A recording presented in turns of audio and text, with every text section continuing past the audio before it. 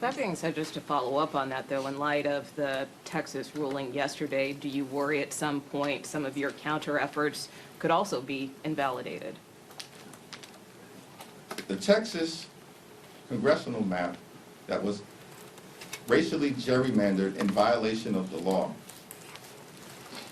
was declared to be unconstitutional in an opinion written by a judge appointed by Donald Trump, who centered that opinion on the corruption and the incompetence and the clear racial motivation of the Department of Injustice. That's the reality of that decision in Texas.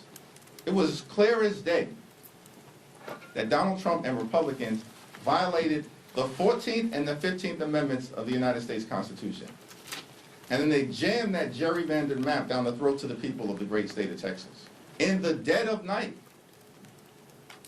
In California, it was a democratic process that ultimately was presented to the voters in the form of Proposition 50. And I'm thankful for the leadership of Governor Newsom. The congressional delegation in California did a tremendous job with respect to the leadership that we saw from everyone.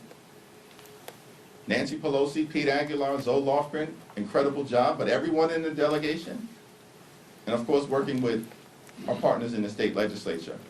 They intentionally leaned into a democratic process that also ensured there was strict compliance with both the Voting Rights Act as well as the 14th and 15th Amendment to the United States Constitution.